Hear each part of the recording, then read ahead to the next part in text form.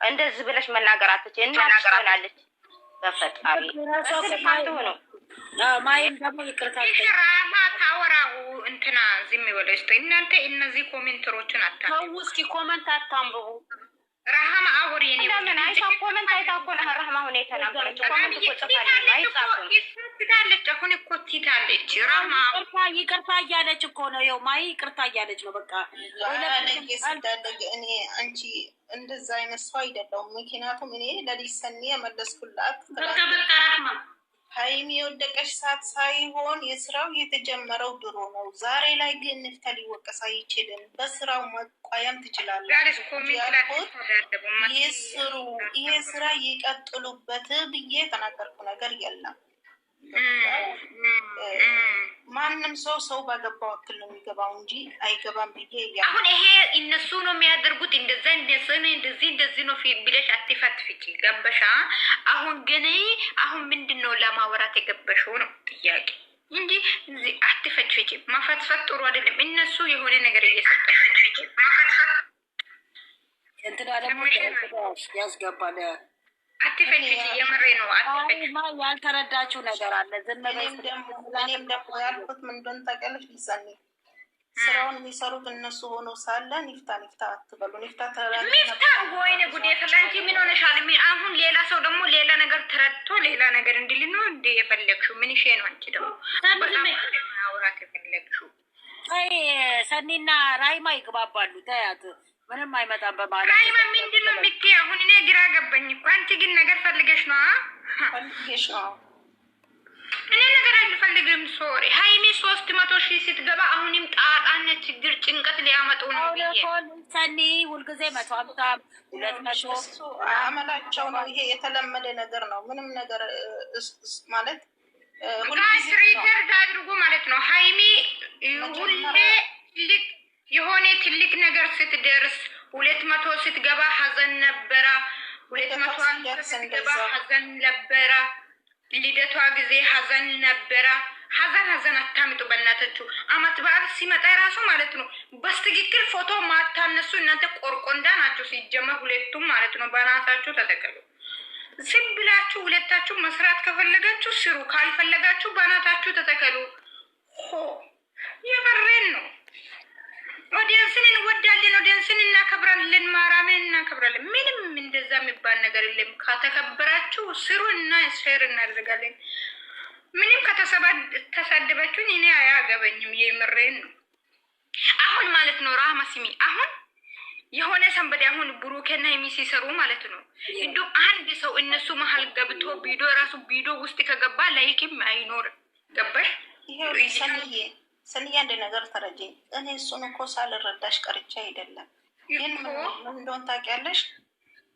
አንቺ እኮ እህትሽንም የአንቺን ህይወት ከነገርሻት አንቺ እንዲያርግ ስትያት ነው የምታረገው እንጂ መናገር ካለባችሁ ባለቤቶቹን ተናገሩ ነው እያልኳለሁ። ገባችኋል? እንጂ ማንንም እኮ እዚህ እየተነገረን አልነበረም። ይሄ ስራ ይቅርባችሁ፣ ደስታችንን አታበላሹ። ይሄ ስራ ለእናንተ አይመጥንም።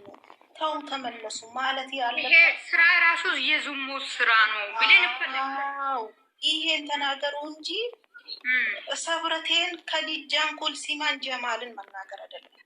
ሌላውን አንቺ ይሄ ሰውዬ ማን ተናገረ ብለሽ ነው አንቺ 10 ጊዜ አወራሹ። በጣም ወራናቸው እኔ ቤተለ ህጃሊ ወያይም እንዴ ከባይ በቃ ዳና ወይ እንዴት ነው እንደዛ የምትናገር? ስንቴ ነው የተናገርሽው? እኔ ያልኩት ሌላ አንቺ የምታወሪ ሌላ።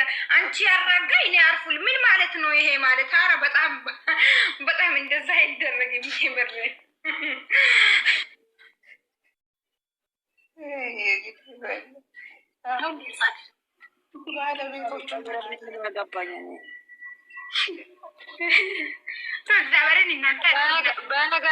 በነገራችን ላይ ሁላቸውም ጓደኞቹ ማለት ነው በራሳቸው አይዳ ይምጡ፣ በቃ በራሳቸው ይስሩ።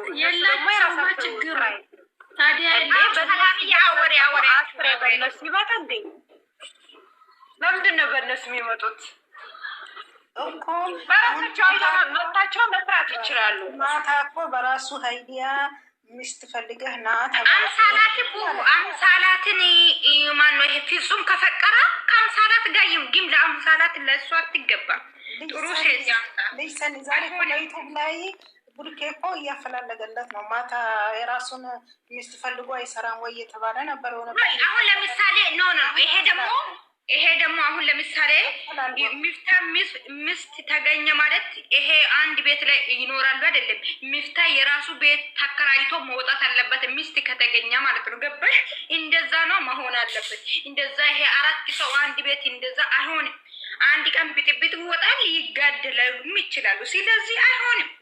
ይሄ መቃወም አለብን። ማርያምን ካልተቃወምን ገብርኤልን ነው የምላችሁ የአብርሃምንና የሩታን የዚች የሄርሜላን አይነት ተግማምተው ሲመጡ እንደዛ አይደለም። ሚፍታ ሚስት ካገኘ ማርያምን ነው እኔ ደግሞ ሚፍታ ራሱ ሚስት ካገኘ ከዚህ ቤት ይውጣና የራሱ ህይወት መኖር አለበት። የራሱ ህይወት መኖር አለበት። ለምንዛ ነው መናገር አለበት። ለሚፍታ ሚስት አገኘንለት። ሰው እኮ በፍቅር ተወዶ ተፈቅሮ ነው እንጂ እናንተ ያገኛችሁ አላገኛችሁ አይደለም። እኔ አግኝቼለታለሁ። ዝም በይ። አሁን ያቀነባበረ ራማ ምን ትያለሽ? ራማ ታወራ በእናትሽ ምን ማለት ነው? ምን ይሄ ማለት ነው? አሁን ለምሳሌ አንቺ ቤት እንበል የራስሽ ቤት ለምሳሌ የራስሽ ቤት ያንቺ ባልና የሌላ ሰው ባልና ሚስትና አንድ ቤት ምን አይነት ነገር ነው እዚህ የሚያደርጉት? እኔ እኮ የሚያደርጉት ራሱ አያውቁም መሰለኝ። አይመስልሽም? ይመስለኛል። በሱ መንገድ እንኳን ይመስለኛል። ምክንያቱም አይደለም እስቲ ታወራ ሚሚ ሀይ ማን ሌላ ሰው እኔ